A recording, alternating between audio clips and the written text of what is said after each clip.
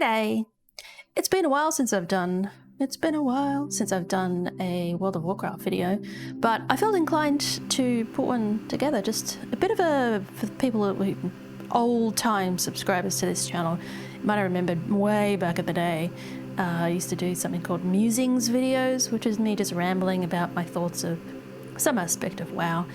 And I thought this is an appropriate time to maybe talk about what it's been like coming back to WoW, because yes, I have bought Dragonflight. I'm currently playing the pre-patch to Dragonflight, having not played WoW for probably coming up on 2 years now. And this is officially the longest time that I have actually not played WoW.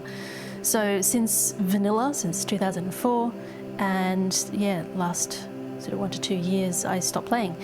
So I won't go into too much detail about why I didn't play it. It's just, it boils down to the essence of Shadowlands didn't gel with me, and that's all it is. You know, I mean, gaming is not always going to hit every single button that you have and that you acquire from a gaming experience, so that's just all it was. So I've been thinking a long time about coming back to WoW because I do miss it. You know, I've played other games, I've been playing a lot of New World lately, and there is that nostalgia, I will say. I played a little bit of the classic WoW, and it wasn't what I remembered, and that sort of soured me a little bit to the other classic expansions. So I don't think I'm going to go and play Wrath of the Lich King, because that was my favourite expansion, very closely followed by Burning Crusade. And I don't think I want to sully those memories. So I think we'll leave those alone, and we'll see how Dragonflight goes.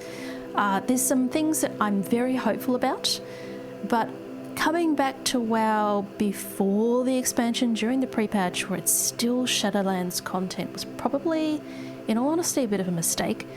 I played for a couple of days and I leveled an Evoker. We'll talk about the Evoker a little bit in a second, but it's still Shadowlands content. And I'm coming back thinking, maybe I should have waited. I could have, you know, I've got a month of subscription. I only bought 1 month. I didn't sign up for a sub. I bought 1 month and that's it. So it's going to end in December, which is the first time that it's the first time I've done that. Like, I've always had a subscription. I've bought year-long subscriptions, you know, or whatever the longest was back in the day. But now I'm less inclined to commit myself to the game. So I feel like I'm going to waste a week of my 4 weeks that I've got to play, but we'll see how it goes. Maybe I don't need 4 weeks. We'll see what happens. But generally speaking, the changes that have come into the game are definitely improvements. There are quality of life improvements. Still things missing. Things like some of the add-ons are still required. Of course, add-ons are very much broken, a lot of them, and a lot of the ones that I really enjoyed using. But I've noticed that the user interface now, the default user interface, is highly customizable. There's a lot of obviously add-on inspired changes that have been brought in, which are great.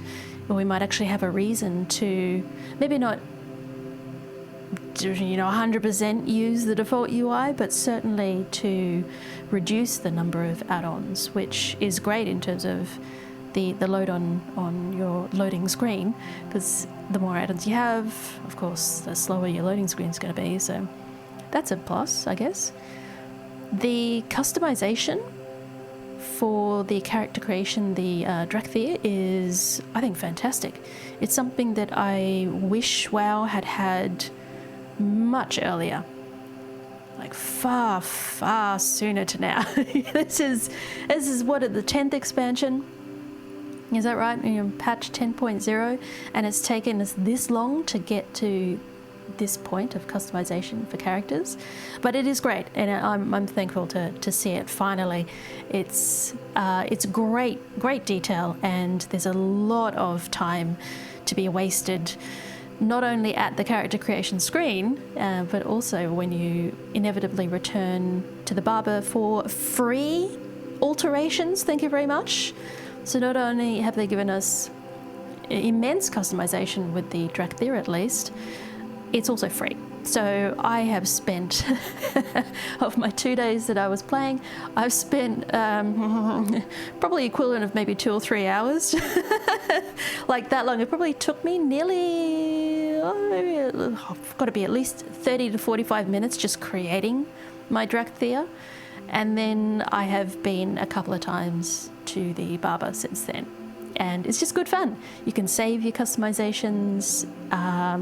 The interface may a little bit weird with the layout. I probably would have done maybe a grid layout instead of having this scrolling, because I plan to have a lot of variations and to have to scroll through a massive list of them. All I really need to see is a picture of the face, I think. So maybe in one of the future patches they might alter that a little bit, but it's nice to be able to save these appearances for sure. And did I mention it's free? The talent trees, can I just say, finally! I have missed quality talent trees, you know, where I really have a choice. And what I like about these talent trees, which we didn't have in the early days, the OG talent trees, is there's more options for avoiding cookie cutter builds. You know, where back in vanilla it was definitely you had to have, it was at 230, 42 or whatever the 3 numbers were back in the day. And this time it depends on the situation. So I might want, just looking at the Evoker one, which is the only talent tree I've looked at. I'm saving my Druid for the actual release of Dragonflight. But just looking at some of the end talents in the base Evoker tree, not the specialization tree, but the base tree that both of them get, is great. If I want to have a little bit more healing versatility, I can choose those. If I want to have more opportunity to troll my fellow raiders, I can definitely pick up a few spells and have some fun that way. But it's nice. It's not just this is the build that 99% of the population is going to be using. You're going to see, I reckon that you're going to see evokers with different builds and builds that complement each other. I also notice in these trees there's a lot of inspiration from other classes as well. So I'm noticing spells and abilities and passives that remind me of, you know, Paladin wings, or remind me of a Druid Swiftmend. So it's nice to see potentially moving toward classes that have more versatility, which is a bit questionable because there's, you know, back in the day when you always used to have to bring a shaman for the bloodlust. You know, you just had to have one because nobody had one. And then everybody got heroism and everybody got bloodlust. Well, I say everybody very loosely, but it was nice to have that option that you didn't have to bring the class, you had to bring the player. Any long-term WoW players have probably heard that. I've said across multiple content creators and by multiple raid leaders, it's nice to bring the player instead of the class. You know, you've got a player who's just really good, but they just want to play this one character. They really gel with that character instead of shoehorning them into a class that they really don't enjoy playing, and then them potentially then either not performing as well or perhaps not wanting to play at all, making excuses to not turn up to raids and stuff like that. It's nice to say, bring what you want to bring. You know, you have everything that we need. So that's kind of nice to see it moving in that direction. The other things that I'd like to see some changes in Dragonflight, and I guess probably not going to change, but we'll see what happens. But LFR is one thing that I, especially as a returning player, coming back in, I remember when LFR used to be an opportunity for you to play with a lot of people, and there was no consequence to not knowing the fights, shall we say. And it's great at the end of the day, you've had a really hard day at work, you just want to de-stress. You know, you're done with obligations for the day and you just want to hang out with a bunch of nerds that you don't even know, shoot the breeze, kill some bosses, get some loot, and log off. Right.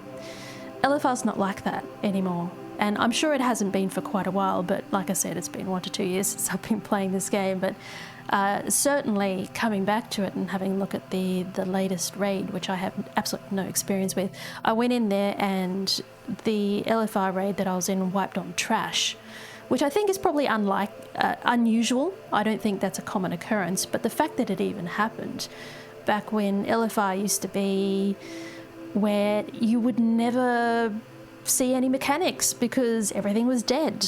And you'd go into a normal raid and be like, what is this mechanic? I've never seen this before. But that was the beauty of LFR.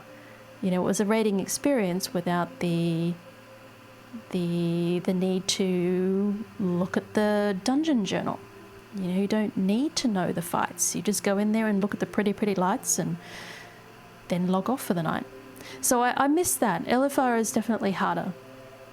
And I think maybe in Dragonflight, if you are coming back for Dragonflight and you do not have a guild, you're planning on playing solo, which is something I'm considering doing.